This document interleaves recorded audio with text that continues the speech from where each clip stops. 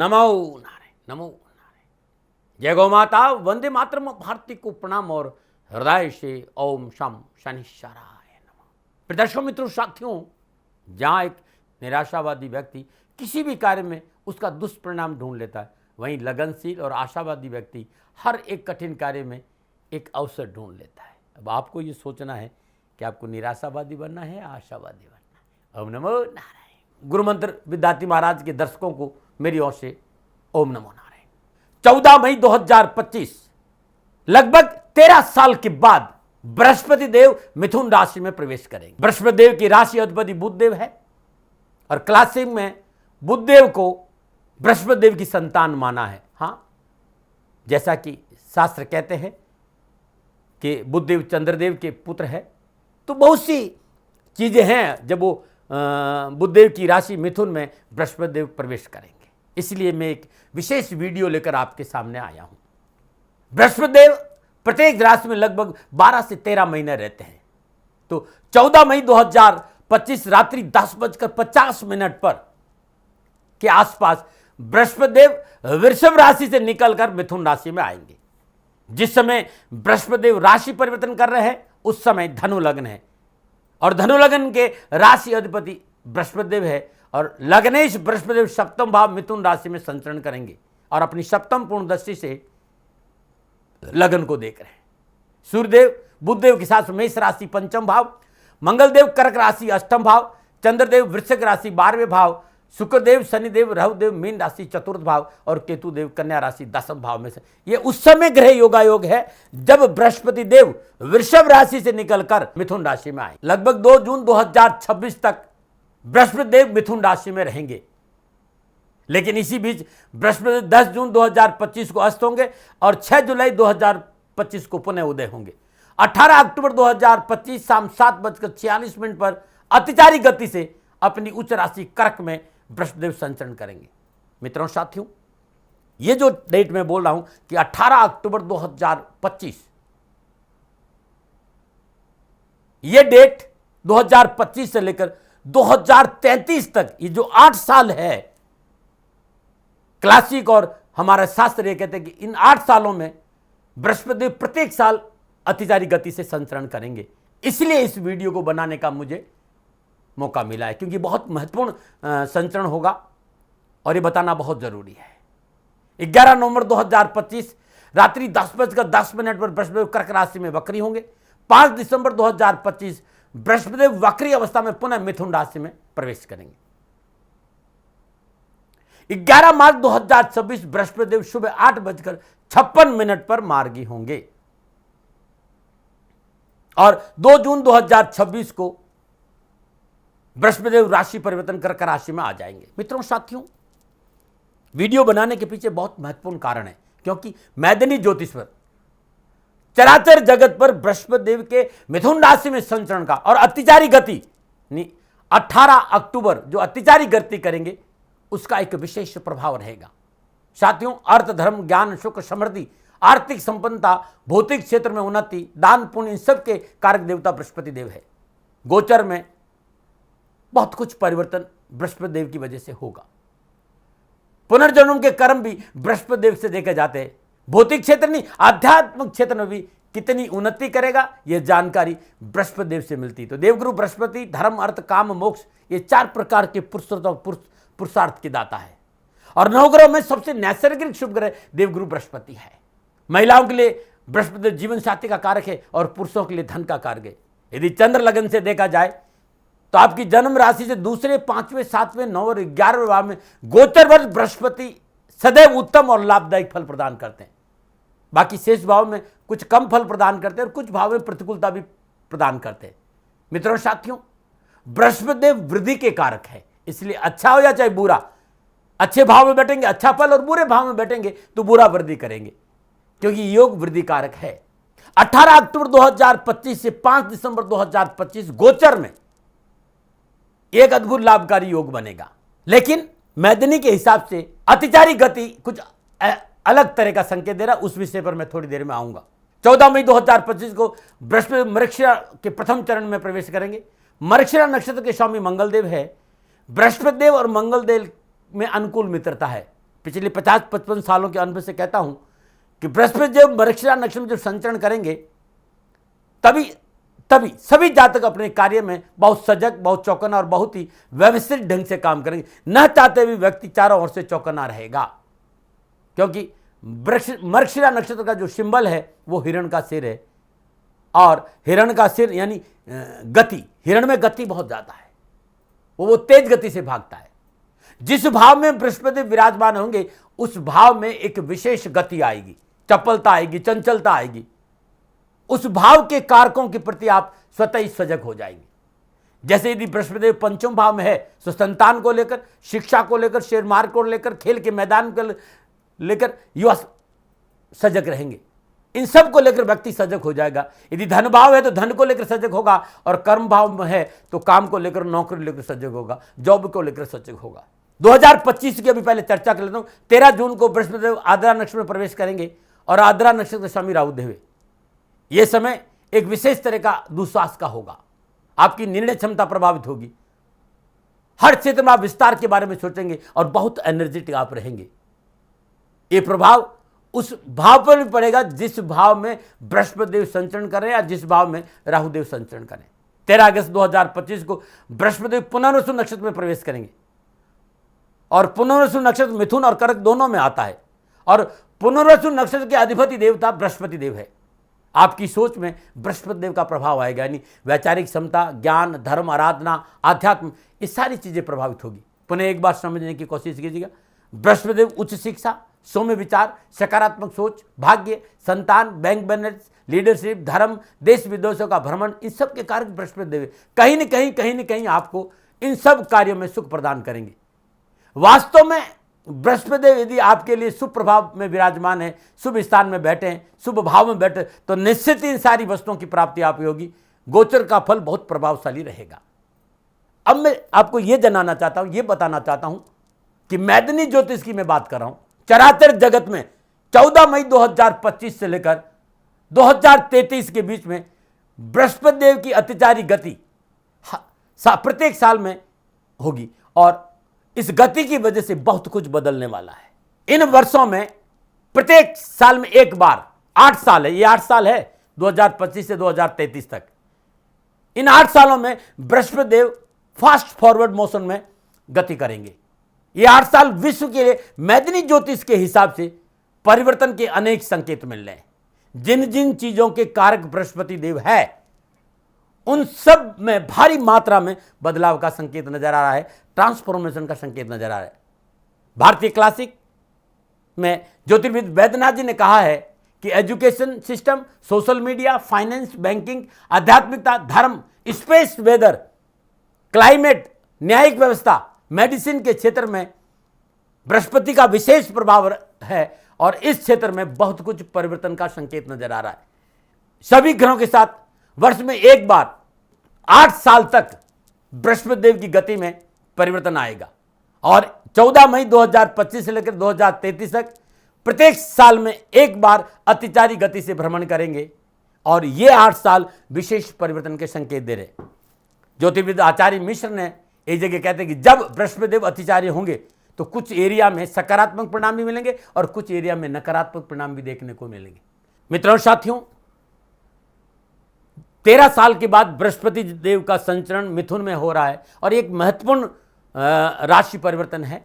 इसलिए मैं 10 से 12 मिनट इसकी भूमिका जरूर आपको समझाने की कोशिश करूंगा। यदि आपको यह लगता है कि आपको भूमिका को नहीं सुनना है और राशिफल पे जाना है तो YouTube में फॉरवर्ड की व्यवस्था है, आप जरूर जाइए। लेकिन मेरा निवेदन है कि पूरा सुनना बहुत जरूरी है, जिससे कि आपको चीज समझ में आ रहा है कि मैं ये राशिफल क्यों बता रहा हूं, न मना रहे। मित्रों, साथियों, अध्ययन, अनुभव, आचार्य के मतानुसार स्पेस के कारक बृहस्पति देव है। स्पेस की वेदर और स्पेस में बहुत कुछ परिवर्तन का संकेत नजर आ रहा है। इसका संकेत पंडित कल्याण वर्मा जी ने भी एक जगह दिया है। आकाशाम गुरु यानी स्पेस एक्सप्लोरेशन अपनी चरम सीमा पर होगा। स्पेस की यात्राएं बढ़ेगी, और स्पेस को लेकर बहुत सी घटनाओं का संकेत भी नजर आ रहा है। स्पेस के वेदर को लेकर, क्लाइमेट को लेकर बहुत सी नई जानकारियां आपको प्राप्त होगी। एक बात और कहना चाहता हूं, विश्व के राष्ट्रों में सीमा विवाद जमीन पर नहीं, स्पेस पे भी इस विषय को लेकर टकराव और तनाव का संकेत नजर आ रहा है। क्लासिक में, ज्योतिष में एक सूत्र मिलता है, कोश स्थलम जीवातः, यानी पूरे विश्व में बैंकिंग सेक्टर में रिफॉर्म का संकेत मिल रहा है। यानी जो इकोनॉमी है विश्व की, किसी एक व्यक्ति की दादागिरी नहीं चलेगी भाई। इकोनॉमिक रिफॉर्म का संकेत नजर आ रहा है विश्व में। एक न्यू वर्ल्ड ऑर्डर क्रिएट होगा विश्व में, ऐसा नजर आ रहा है।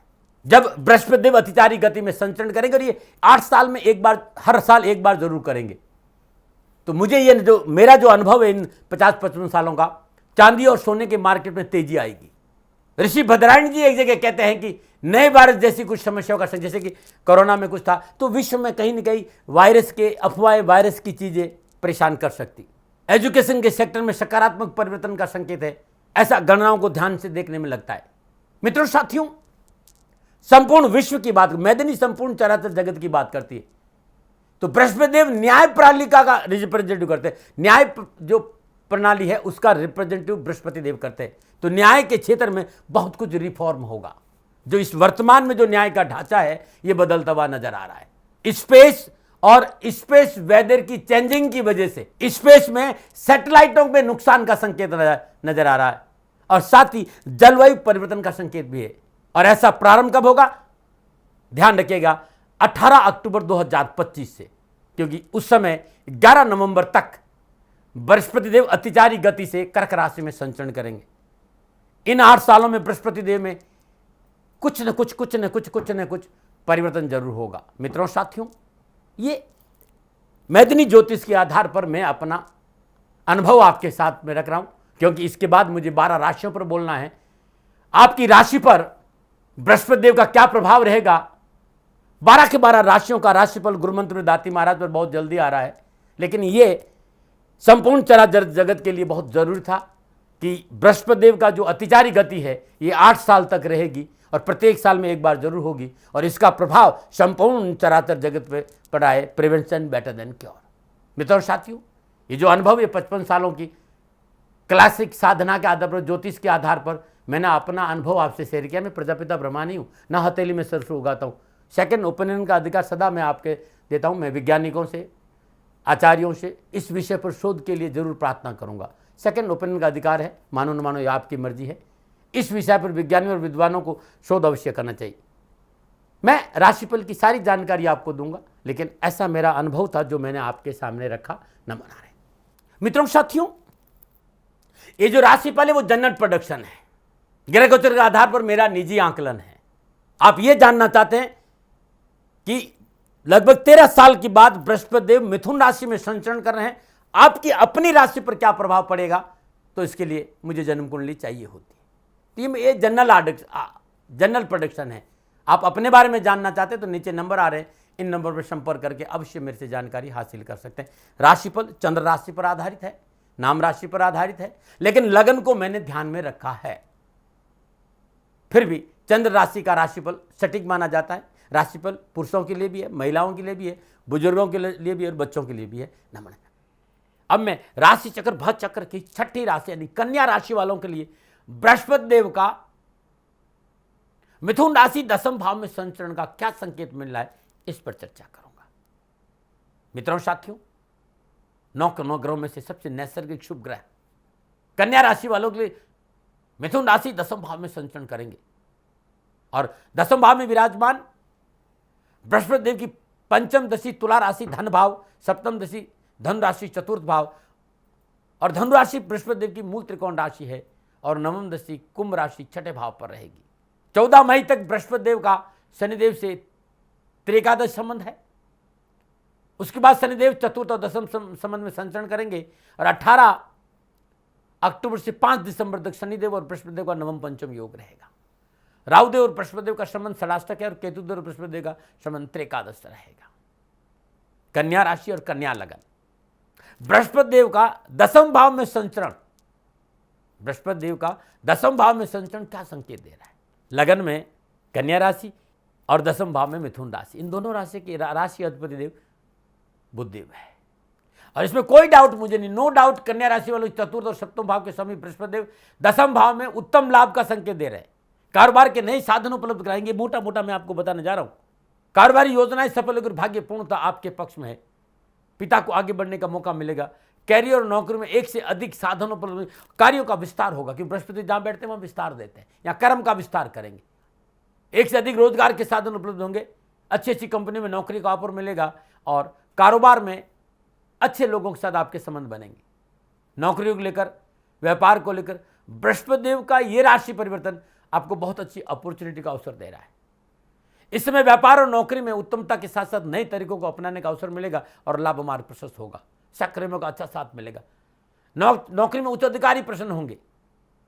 18 अक्टूबर से 5 दिसंबर का समय पूर्णतः आपके लाभ का संकेत है। रोजगार की गाड़ी पटरी पर दौड़ने लगेगी। घर गाड़ी खरीदने का अच्छा संकेत नजर आ रहा है और माता के साथ रिश्तों में प्रगाढ़ता आएगी। कैरियर और एजुकेशन के क्षेत्र में युवा और विद्यार्थियों के लिए आगे बढ़ने का मौका मिलेगा और धर्म की डगर मजबूत होगी। नया कारोबार आरंभ हो सकता है। Share market, trading, community market में कुछ नया करने का अवसर मिलेगा। भाई बहनों के साथ अच्छे संबंध बनेंगे और भाई बहन हर समय आपके साथ कंधा से कंधा मिलाकर खड़े रहेंगे। हाँ, स्वभाव को लेकर थोड़ा सा सावधानी बरतें, अग्रेशन नहीं रखें और स्वास्थ्य को लेकर लापरवाही नहीं करें। दैनिक दिनचर्या नियमित रखें। लोन लेकर व्यवसाय विस्तार न कर तो अच्छा रहेगा और आलस्य, प्रमाद, शिथिलता को अपने ऊपर हावी नहीं होने देंगे। बृहस्पति देव का यह राशि परिवर्तन अति लाभकारी आपके लिए संकेत दे रहा है। मित्रों, साथियों, ये मोटा मोटा था, ये मोटा मोटा बृहस्पति देव का राशि परिवर्तन जनरल प्रेडिक्शन था। प्रेडिक्शन का है, जनरल प्रेडिक्शन है। अभी आप ये जानना चाहते हैं कि आपके लिए बृहस्पति देव का राशि परिवर्तन कैसा रहेगा, तो मुझे ये देखना पड़ेगा कि आपकी जन्म कुंडली में बृहस्पति देव कहाँ विराजमान है, किस राशि में बैठे, किस भाव में बैठे, किन ग्रहों से दृष्ट है। उसके लिए फिर आपकी अपनी जन्म कुंडली चाहिए, आपकी जन्म डिटेल चाहिए। आपकी जन्म कुंडली से यह पता चलेगा कि किन किन ग्रहों का शुभ योग आपकी जन्म कुंडली में और किन किन ग्रहों का दुर्योग आपकी कुंडली में। आपस में ग्रह योगायोग, युति और दृश्य संबंध का क्या संकेत मिल रहा, क्या बृहस्पति देव का राशि परिवर्तन आपके लिए ठीक रहेगा या आपके लिए तकलीफदायक रहेगा, ये आपकी जन्म कुंडली से पता चलेगा कि जन्म कुंडली में आपके लिए बृहस्पति देव कहाँ विराजमान है, उसका क्या फल मिलेगा। तो इसके लिए नीचे नंबर आ रहे हैं, इन नंबरों पर संपर्क करके आप संपूर्ण जानकारी हासिल कर सकते हैं। ये मैं मोटा मोटा आपको राशिफल बताया हूं। और जब ये बृहस्पति देव पूरे साल भर और ग्रहों के साथ योगा योग, युति और दृष्टि संबंध बनाएंगे, तब कारोबार, कैरियर, आर्थिक, सामाजिक, पारिवारिक, स्वास्थ्य और शिक्षा के दृष्टिकोण से कन्या राशि वालों को बृहस्पति देव का क्या प्रभाव मिलेगा मिथुन राशि दसम भाव में, अब मैं विस्तार से बात करूंगा। और सबसे पहले बात करूंगा मैं राशि के युवा और विद्यार्थियों का। लेकिन पुनः याद दिला रहा हूं, ये जनरल प्रेडिक्शन है। आप अपने लिए जानना चाहते तो आप नीचे नंबर आ रहे हैं, अपनी जन्म कुंडली से अपना फलादेश ले सकते हैं। युवा और विद्यार्थियों के लिए कन्या राशि वालों बृहस्पति देव का मिथुन राशि में संचरण कैरियर, कामकाज, कारोबार और शिक्षा के दृष्टिकोण से अवश्य सफलता मिलेगी और परीक्षा परिणाम अनुकूल रहेंगे। ये समय उत्तम लाभ और सफलता का संकेत दे रहा है कैरियर और एजुकेशन के हिसाब से। आप युवा है और नौकरी के क्षेत्र में विभागीय इंटरव्यू में सफलता का अच्छा योग नजर आ रहा है। Architecture, computer, engineering, medicine, economics के क्षेत्र में अध्ययनरत विद्यार्थियों और युवाओं को परिश्रम का फल मिलेगा। सफलता के उत्तम दरवाजे खोलेंगे। युवाओं के लिए कैरियर और नौकरी के हिसाब से समय लाभ का संकेत दे रहा है। जॉब संबंधी मसले हल होंगे। कोई नया कार्य स्टार्ट करना चाहे तो सफलता मिलेगी। किसी को पैसे देकर काम निकालने की कोशिश न करें, बस इस बात का ध्यान रखें। पैसे से काम नहीं बनने वाला, इस बात का ध्यान रखें। लेकिन आपके ग्रह नक्षत्र इस बात का संकेत है कि आपको सफलता मिलेगी, आगे बढ़ने का मौका मिलेगा, अच्छे रोजगार के साधन उपलब्ध होंगे। आप मेडिकल की लाइन में हैं तो मेडिकल की लाइन के विद्यार्थियों को उत्तम अवसर लाभ का संकेत है। थोड़ा सा धर्म आस्था रखें, माता पिता की आज्ञा का पालन करें, थोड़ा सा मेहनत करें, परिश्रम करें और रात्रि भ्रमण से बचें। तथाकथित मित्र मंडल से सावधान रहेंगे। ये समय पूर्णतः आपको सफलता में 4 चांद लगा देगा। न मना रहे। अब मैं करूंगा कन्या राशि वालों के लिए कारोबार, कैरियर, आर्थिक दृष्टिकोण। कन्या राशि वालों के लिए ये राशि परिवर्तन दसम भाव में और दसम भाव कर्म स्थान है। दसम भाव में विराजमान बृहस्पति देव की पंचम दृष्टि धन भाव पर है और सप्तम दृष्टि सुख भाव पर है और नवम दृष्टि छठे भाव पर है। तो बृहस्पति देव का यहां विराजना कुछ अभूतपूर्व निर्णय लेने का संकेत मिल रहा है। कोई नया काम शुरू करते हैं, नई जॉब की प्राप्ति हो सकती, नौकरी में अच्छा प्रमोशन मिल सकता है, नई जिम्मेदारी मिल सकती। लेकिन लापरवाही से बचना होगा, सतर्क रहना होगा। अपने कर्तव्य और कर्म के प्रति सजगता का संकेत यहां मिल रहा है।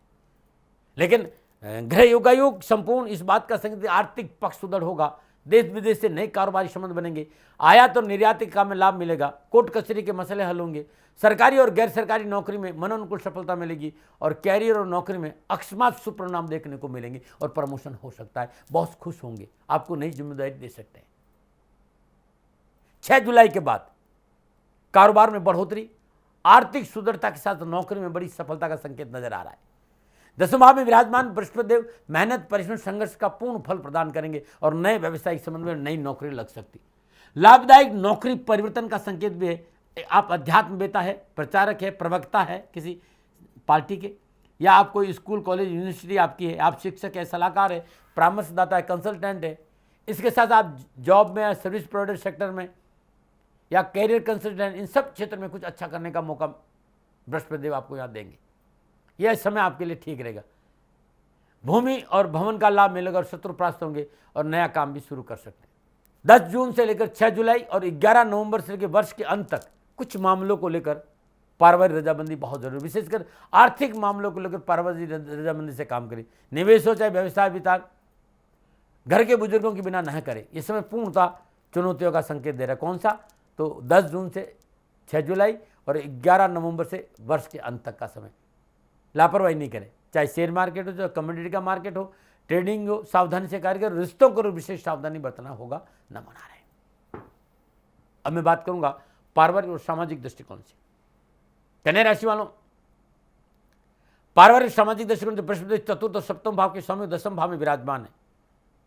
सुख भाव पर बृहस्पति की सप्तम पूर्ण दृष्टि है अपनी मूल त्रिकोण राशि धनु पर। तो पारिवारिक दृष्टिकोण समय पूर्णता आपके पक्ष में रहेगा। पारिवारिक परेशानी से मुक्ति मिलेगी, पारिवारिक सदस्य रिश्तों में मजबूती आएगी, पारिवारिक मनोअभिलाषाओं की पूर्ति के साथ साथ कुटुंबीजनों और संतान का सहयोग बना रहेगा और परिवार का हर समस्या में कंधा से मिलाकर परिवार आपके साथ खड़ा रहेगा। परंतु इस समय संतान पक्ष वाले इस महीने आप थोड़ा सा आपको सावधानी बरतनी पड़ेगी। संतान पक्ष पर काम करना पड़ेगा और संतान के साथ रहना होगा। संतान की प्रत्येक कार्यशैली पर आपकी पैनी दृष्टि रहनी चाहिए। संतान के रिश्तों को लेकर, संतान के सर्कल को लेकर, संतान के कैरियर को लेकर, कामकाज को लेकर, कारोबार को लेकर बहुत जरूरी है इस समय आपको अपने संतान के प्रत्येक कार्य में सावधानी से ध्यान रखना और उसका साथ देना। हाँ, एक बात मैं कह सकता हूँ, संतान का कोई काम रुका हुआ है तो आपके सहयोग से संतान भाग्यशाली रहेगा, उसका काम बनेगा। संतान को विवाह संबंधी कोई परेशानी है उसे छुटकारा मिलेगा और संतान का विवाह हुए लंबे समय हो गया है तो संतान को लेकर कोई परेशानी, संतान प्राप्ति का योग भी है। यानी आप नाना दादा बन सकते हैं, नाना बन सकते हैं। कंसीव संबंधी कोई खुशखबरी मिल सकती। घर परिवार में मांगलिक और धार्मिक कार्य संपन्न होंगे। संतान पक्ष मतलब संतान प्राप्ति का प्रबल योग नजर आ रहा है। जीवन साथी का साथ मिलेगा और जीवन साथी के सहयोग से परिवार में और कारोबार में एक अच्छा संतुलन मिलेगा। छोटे भाई बहनों के लिए भी इस समय पूर्णतः आपके पक्ष में है और समाज में कुछ अच्छा करने का मौका भी मिलेगा। बात स्वास्थ्य की करते हैं। 10 जून से 6 जुलाई के बीच में खांसी, जुकाम, वायरल इन्फेक्शन जैसी चीज़ों का संकेत नजर आ रहा है, बचना चाहिए। जिन माता बहनों ने कंसीव कर रखा है वो चिकित्सा में लापरवाही नहीं करें। Thyroid, hormonal imbalance, liver, gall bladder की पथरी, पेट में दर्द, पेट में सूजन, कोलेस्ट्रॉल जैसी कोई शिकायत हो तो तुरंत चिकित्सा का सहारा लेना चाहिए। कोशिश करें इन दिनों में वजन न बढ़े आपका। परंतु एक खुशखबरी है कि माता के स्वास्थ्य को लेकर राहत महसूस करेंगे। बृहस्पति देव का ये राशि परिवर्तन कन्या राशि को यात्रा के लिहाज से अनुकूल है। कारोबारी यात्रा लाभदायी रहेगी, परंतु यात्रा में बहुत जरूरी है कि सावधानी बरतें। कुछ विशेष बातें हैं। 10 जून से 6 जुलाई 2025 बृहस्पति देव अस्त रहेंगे। वैवाहिक मर्यादाओं का उल्लंघन मुसीबत में डाल सकता है। रिश्ते में धोखे की प्रबल संभावना है और विवादित सौदों में निवेश नुकसान देगा। यह समय नौकरी, ऑफिस या आवास परिवर्तन का नजर आ रहा है। परिवर्तन के दूरगामी परिणाम अनुकूल नजर नहीं आ रहे। सोच समझ कर निर्णय लेंगे तो अच्छा रहेगा। क्या उपाय करें? कन्या राशि वालों, बहुत अच्छा रहेगा। हर रोज प्रातःकाल नित्य क्रम स्नान उपरांत भगवान गणपति का श्रद्धापूर्वक पंचोपचार पूजन करें। नारायण की श्री चरणों में हर रोज केसर से तिलक कर शुद्ध आसन पर बैठकर गणपति अथर्वशीर्ष के श्रद्धानुसार पाठ सुने या श्रम करें, शिव आराधना करें। दूध से बनी मिठाई रोटी में रखकर गाय को खिलाए, बड़ा लाभ मिलेगा। चींटियों को आटे में शक्कर मिलाकर डालना भी आपके लिए अच्छा रहेगा। आटा बाजरे का रहेगा तो सोने में सुहागा। वर्ष के अंत तक चांदी की छोटी सी कटोरी ले ली, उसमें केसर और हल्दी का तिलक तैयार करें। प्रभु के चरणों में, नारायण के चरणों में केसर और हल्दी का तिलक लगाने के बाद उनके चरणों से केसर और हल्दी का तिलक लगे अपनी भाल पर जरूर लगाएं, नाभि और कंठ पर जरूर लगाएं। आपकी परेशानियों, आपकी कष्ट छुटकारा मिटेगा। नमन। प्रदर्शकों, मित्रों, साथियों, बृहस्पति देव का मिथुन राशि में संचरण कन्या राशि वालों के लिए क्या प्रभाव डालेगा, ये मेरा निजी आकलन था। न भय, न भ्रम, न भ्रांति, न विवाद, न तर्क, शकन उपनयन का अधिकार आपका था, आपका है, आप ही का रहेगा। मानो न मानो, ये आपकी मर्जी। हाँ, आकलन मेरा था और मेरे से कोई भूल हो गई हो तो दोनों हाथ जोड़कर क्षमा मांगता हूँ। आप सुखी रहें, आप स्वस्थ रहे, समृद्धिशील रहे, शनिदेव के चरण में मेरी प्रार्थना। नमन। प्रदर्शकों, मित्रों, साथियों, पूरा राष्ट्र ये जानता है कि मेरा जीवन गौ माता और बेटियों के लिए है। यत्र नारीस्तु पूजन्ते रमन्ते तत्र देवता। ठीक किसी तरह मेरा जीवन गौ माता की शरणागत है, उनके चरणों में है। पूरा राष्ट्र और राजस्थान का हर व्यक्ति जानता है कि दाती महाराज गायों से बहुत प्यार करते हैं, बेटियों से बहुत प्यार करते हैं। पिछले 35-36 सालों में सैकड़ों हजारों बेटियों के लिए मैंने अपना जीवन दिया है और मैं ये कह सकता हूं कि गौ माता और बेटियों के लिए मेरा संपूर्ण जीवन निछावर है। और ये मेरे जीवन का उद्देश्य था, क्योंकि मेरे लिए राष्ट्र कोई बड़ा है, ना राष्ट्र से बड़ा कोई हो सकता, न संभावना है। और गौ माता और बेटियां राष्ट्र की धरोहर है, उनके लिए ये करना मेरा कर्तव्य भी था, मेरा कर्म भी था और मेरा धर्म भी था। मैं आपको किसी वजह से नहीं सुना रहा हूं ये बात, बस खाली बता रहा हूं कि ये मेरे जीवन का लक्ष्य था। मैं अपने राष्ट्र की सेवा करूं, ये मेरा धर्म है, क्योंकि मैं इस राष्ट्र का नागरिक हूं। पिछले 30-35 सालों से मैं बेटी बचाओ, गौ सेवा में अपना संपूर्ण जीवन राष्ट्र के साथ लगाया। समय बड़ा बलवान है, समय बलवान होता है साथियों। वर्तमान परिस्थितियां आर्थिक दृष्टिकोण से मेरी अनुकूल नहीं है, ये मैं संकेत आपको कई बार दे चुका हूं। धन नहीं मांग रहा हूं, मैंने आज तक राष्ट्र से कभी नहीं कहा कि मुझे धन दो, मुझे पैसे नहीं चाहिए। ना मैंने पहले कभी पैसे मांगे थे और ना मैं अभी पैसे मांग रहा हूं। और ये मेरा अहंकार नहीं है। बात बताना चाहता हूं, मैं अहंकार से ये नहीं बोल रहा हूं, क्योंकि मैं धन को लेकर कभी आपके सामने नहीं आया। ये मेरा निवेदन है। हमेशा मैंने आप लोगों से कहा कि राष्ट्र की सेवा करो, मैं भी कर रहा हूं और आप भी सेवा करो। धन नहीं चाहिए, लेकिन वर्तमान आर्थिक परिस्थितियां मेरे को यह कहने के लिए थोड़ा सा मजबूर कर रही है कि शनिधाम गौशाला की गाय दुखी नहीं रहे, इसके लिए मुझे आपका सहयोग चाहिए। और सहयोग तब चाहिए जब मैं आपके लिए कुछ करूंगा, मैं आपके साथ खड़ा रहूंगा आपकी समस्याओं के समाधान के लिए। चाहे वो पूजा पाठ हो, चाहे ज्योतिष हो, चाहे ध्यान हो, चाहे योग हो, किसी भी रूप में आपको मेरे से सहयोग चाहिए। आप सभी अपनी अपनी जन्म कुंडली देखना चाहते हैं, आप चाहते हैं कि मैं आपकी जन्म कुंडली देखकर आपको कुछ समाधान दूं, और आप सबको कुछ न कुछ जानकारी चाहिए। मैं आपके साथ खड़ा हूं, पूरे साल खड़ा रहूंगा, और जब तक जीऊंगा तब तक राष्ट्र के साथ खड़ा रहूंगा। नीचे नंबर आ रहा है, इन नंबरों पर संपर्क करिए और मेरे से बात करिए, लेकिन इसकी एवज में गायों के लिए चारे की व्यवस्था करिए। इसलिए मैंने कहा था कि भाई समय है, दिन है, थोड़ा सा आर्थिक परिस्थितियों को लेकर मैं थोड़ा सा कमजोर हूं, और मेरी गौ माता शनिधाम गौशाला चारे को लेकर परेशान नहीं हो, ऐसा मैं हृदय लेकर आपके सामने आया हूं। लोगों ने कहा कि राष्ट्र आपसे प्यार करता है दाती महाराज, एक बार राष्ट्र से निवेदन करिए। मैं फिर कहना चाहता हूं, मैं धन नहीं मांग रहा हूं, और ये मेरा अहंकार नहीं, मेरी विनम्र प्रार्थना। साथियों, मेरा राष्ट्र सर्वोपरि है। मैं ये नहीं कह रहा हूं, मैं ये कह रहा हूं कि मैं परिश्रम करूंगा आपके लिए, और आप उस परिश्रम के एवज में गायों के लिए चारे की व्यवस्था कीजिए। शनि भगवान सदा आपकी रक्षा करेंगे, आपका जीवन सदा खुशियों से भरा रहेगा, ऐसा मेरा निवेदन है। और वे सभी लोग जो सक्षम है, सामर्थ्यवान है, जिन्हें दाती महाराज के ज्योतिषीय समाधान की आवश्यकता नहीं है, उनको मेरा प्रणाम है। और उन सबको मेरा प्रणाम है जो शनिधाम गौशालाओं को सपोर्ट करते हैं, सेवा में कंधा से कंधा मिलाकर खड़ा रहते हैं। जब से मैंने ये सूचना दी, जब से मैंने ये मैसेज दिया, हजारों लोग शनिधाम गौशाला के साथ कंधा से कंधा मिलाकर खड़े हैं। उन सबको मेरा धन्यवाद, मेरा आभार, अभिनंदन। हर महीने आप में से बहुत से लोग कुछ न कुछ शनिधाम गौशाला में सहयोग करते हैं। मैं उन सब के प्रति पुनः एक बार हृदय से अपना आभार प्रकट करता हूं और ये सहयोग मैं जीवन भर याद रखूंगा। समय ऐसा है, मेरी परिस्थितियां आर्थिक दृष्टिकोण से अनुकूल संकेत नहीं दे रही, इसलिए मैंने राज से कहा कि शनिधाम गौशाला में परेशानी नहीं आए।